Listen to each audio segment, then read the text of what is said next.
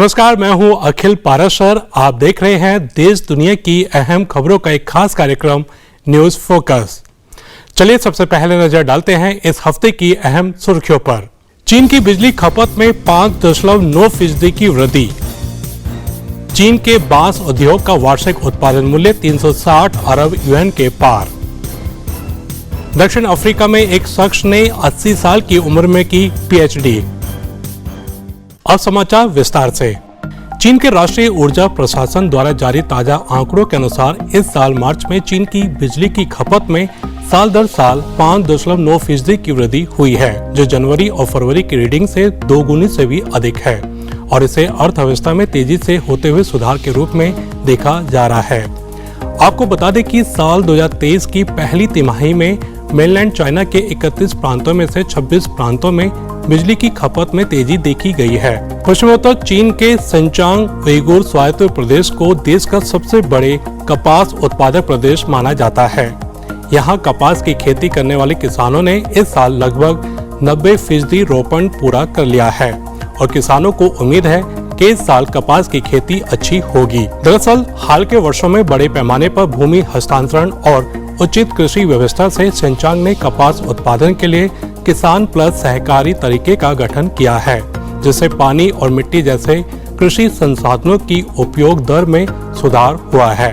चीन के राष्ट्रीय वानिकी और ग्रासलैंड प्रशासन के ताजा आंकड़ों के अनुसार चीन के बांस उद्योग का वार्षिक उत्पादन मूल्य 360 बिलियन युएन यानी करीब 52 बिलियन अमेरिकी डॉलर को पार कर गया है, जो ग्रामीण पुनरुद्धार को बढ़ावा देने वाला एक प्रमुख उद्योग है। आपको बता दें कि मध्य चीन के हुनान प्रांत में ईयांग शहर का थाओजियांग काउंटी बांस का एक प्रसिद्ध उत्पादक क्षेत्र है और यहाँ के बांस जापान, यूएस और अन्य देशों के विभिन्न हिस्सों में एक्सपोर्ट किए जाते हैं।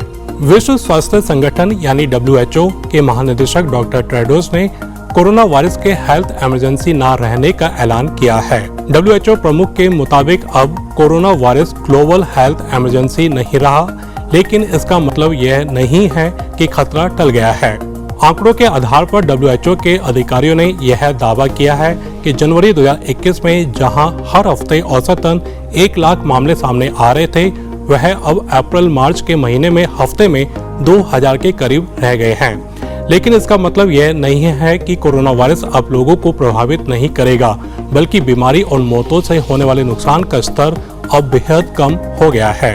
दक्षिण अफ्रीका के 80 साल के रॉबर्ट जेफरी ने साबित कर दिया है कि कोई भी व्यक्ति सीखने के लिए कभी भी बूढ़ा नहीं होता है। उन्होंने 80 साल की उम्र में जोहान्सबर्ग विश्वविद्यालय से इंजीनियरिंग मैनेजमेंट में पीएचडी की है।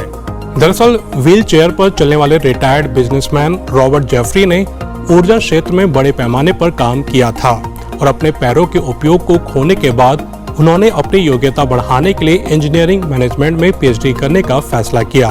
तो ये थी इस हफ्ते की अहम खबरें। अब चलते हैं हमारे एक स्पेशल सेगमेंट की तरफ, न्यूज स्टोरी।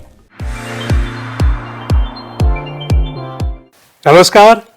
हर किसी का एक सपना होता है कि वो फिल्मों में एक्टिंग करे, और जब ये सपना पूरा होता है अपने देश से बाहर निकलकर, तो फिर क्या ही कहने। आज हमारे साथ मौजूद है एक ऐसे शख्स जो भारत के उत्तराखंड राज्य के एक छोटे से गांव से बाहर निकलकर चीन आए और चीनी फिल्मों में अपनी एक्टिंग का लोहा मनवाया। तो देव रतूड़ी जी, आपका बहुत बहुत स्वागत है हमसे बात करने के लिए और यहाँ पर आने के लिए। नमस्कार अखिल जी। सबसे पहले मैं CRI का और आपके दर्शकों का धन्यवाद करना चाहूँगा। साथ साथ आपका धन्यवाद करना चाहूँगा कि एक मौका मिला आपके साथ रूबरू होने का। जी, हमें भी बड़ी खुशी है कि आप यहाँ पर आए। देव जी, सबसे पहले तो आपकी जर्नी के बारे में पूछूं, मैं उससे पहले ये पूछना चाहूँगा कि कोई खास आप कैरेक्टर की कोई तैयारी कर रहे हैं, क्योंकि अभी देखा कि आपने पूरा सिर मुंडवा रखा है। हाँ, एक्चुअली मैं आजकल देखो गंजा हो रखा हूँ। एक बहुत भिक्षु का रोल अदा कर रहा हूँ आजकल। ओके। हाँ जी, तो उसी के लिए तैयारी है। जी। तो आपका जो जर्नी है, आप भारत से चीन कब आए और चीनी फिल्मों में आपने जो एक्टिंग करना कब शुरू किया, अब तक का जो सफर है वो कैसा रहा आपका? देखो, जैसे आपको पता है मैं उत्तराखंड के टिहरी गढ़वाल के एक छोटे से गांव केमरसोड़ का रहने वाला हूं, और आपको पता है कि हम लोग बचपन से ही हमारे अंदर एक या तो एक्टर होता है या फिर एक क्रिकेटर होता है। ये हर एक हिंदुस्तानी के अंदर है। तो मेरे अंदर भी कहीं ना कहीं एक वो एक्टर था। तो हम लोग उस दौरान ब्रूस ली और जैकी चैन की बहुत सारी फिल्में देखते थे और मैं मार्शल आर्ट का बड़ा फैन रहा हूँ शुरू से ही। और मैंने 2 साल मार्शल आर्ट भी सीखा है मुंबई में। और उस दौरान मैं मुंबई रहा काफी टाइम तक। और हालांकि मैंने 1-2 फिल्मों में भी काम करा है मुंबई में। लेकिन उस तरह से मौका नहीं मिल पाया जो मैं सोच रहा था। तो उसके बाद फिर मैंने पूरा प्रोफेशनल चेंज करके मैं रेस्टोरेंट लाइन से चाइना पहुंचा 2005 में। और अभी हमारे काफी रेस्टोरेंट्स भी हैं चाइना में। तो इसी दौरान एक सिचुआन में हम लोग एक रेस्टोरेंट था हमारा। तो वहां पर एक डायरेक्टर उसको शूट करना था हमारे रेस्टोरेंट के अंदर। तो उसको लगा ये रेस्टोरेंट बड़ा प्यारा है और मेरे से बात कर रहा है, यार एक छोटा सा रोल है आपके लिए भी, क्या आप करोगे? तो मेरे अंदर का जो कीड़ा था, जो मरा नहीं था, तो वो जाग गया। मैंने बोला यार ये बहुत अच्छा मौका है, चलो करते हैं।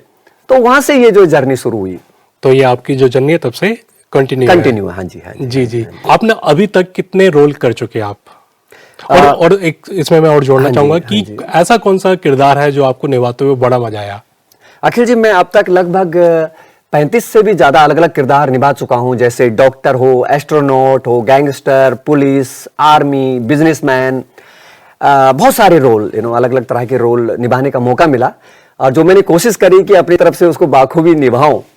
और पर इसमें एक रोल है जो कि 2019 में मैंने क्योंकि मैं फिल्म के अलावा टीवी ड्रामा भी करता हूं ओटीटी प्लेटफॉर्म के लिए। जी जी। तो एक टीवी ड्रामा था माय रूममेट इज डिटेक्टिव। तो उसमें मेरा एक पुलिस का किरदार था जिसमें मेरे को एक अवार्ड भी मिला है। और रिवर्सल रोल था उसका कि एक पुलिस होता है और साथ साथ वो कुछ अलग से गैंगस्टर टाइप का भी काम करता है। तो बड़ा इंटरेस्टिंग था। और उसी एक टीवी ड्रामा है जिसकी वजह से लोग मुझे चाइना में ज्यादातर लोग जानते हैं। सलीम नाम के उस किरदार के लिए। ओके। तो मतलब काफी आप किरदार निभा चुके हैं। हाँ जी, हाँ जी। आपसे जानना चाहेंगे कि जो भारत की फिल्मों, क्योंकि आपने भारत की फिल्मों में भी काम किए हैं और आप जानते भी है बीइंग एक्टर, और चीनी फिल्मों में आप काम कर ही रहे, तो क्या अंतर देखते हैं दोनों फिल्म इंडस्ट्री में, चाइनीज फिल्म इंडस्ट्री और भारत की फिल्म इंडस्ट्री? और देखा जाए तो टेक्निकली और जो प्रोड्यूस हो रही है उसमें बहुत ज्यादा अंतर नहीं होगा क्योंकि जो मेकिंग प्रोसेस है वो लगभग सेम है जी। लेकिन जो कहानी, जो बोलने का जो तरीका है, जो उसको प्रोड्यूस करने का तरीका है, जो सुनाने का तरीका, दर्शकों तक पहुंचाने का तरीका है, मैं कहूंगा कि जो हिंदुस्तानी फिल्म है हमारी, वो कहीं ना कहीं आपको इस लेवल पे इस तरह से कहानी उसकी होती है कि वो आपको कहीं ना कहीं आपके दिल को छू जाती है। और जो चाइनीज फिल्म्स हैं वो मैं कहूँगा कि उसमें बहुत ज़्यादा डिजिटल जो प्लेटफॉर्म है वो बहुत ज़्यादा है। वो कहीं ना कहीं आपकी जो आंखों को है वो जो सुकून देता है, जो आप देखते हैं, वो जो टेक्नोलॉजी बहुत ज़्यादा यूज रहती है। यही ज़्यादा मैं कहूँगा यही एक छोटा सा फर्क होगा। मतलब वीएफएक्स की बात करें या टेक्नोलॉजी की? हाँ जी, जो ज़्यादा यूज। और जो भारत की वो स्टोरी टेलिंग पर ज़्यादा फोकस। हाँ जी, वो उसकी यूएसपी है। हमारी जो हिंदुस्तानी फिल्म है वो कहीं ना कहीं आपको लाइक आप यहाँ पर आप देखेंगे तो ज़्यादातर फिल्म लाइक जैसे दंगल है तो आपको कहीं ना कहीं रुला देगी, कहीं हिंसा देगी, कहीं आपको प्राउड फील कराएगी। तो वो थोड़ा सा डिफरेंट मुझे लगता है जो है। जी। तो अगला आपका क्या आगे वो रहेगा ऑब्जेक्टिव? हॉलीवुड अगला जो रास्ता है? नहीं, मैंने एक हॉलीवुड फिल्म में भी काम करा है। द आर्क में आयरन स्काई एक फिल्म है जिसमें मैंने एक एस्ट्रोनॉट की भूमिका निभाई। और डेफिनेटली अगर इस तरह के रोल मिलते हैं हॉलीवुड में तो I would be more than happy, like why not.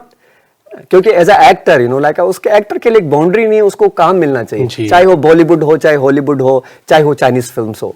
हाँ जी जी जी। तो आगे आप फिल्मों में और क्या किरदार निभाने की आपकी इच्छा रहती है? मतलब क्या इच्छा है कि जो आगे आप ये वाला किरदार निभाएं?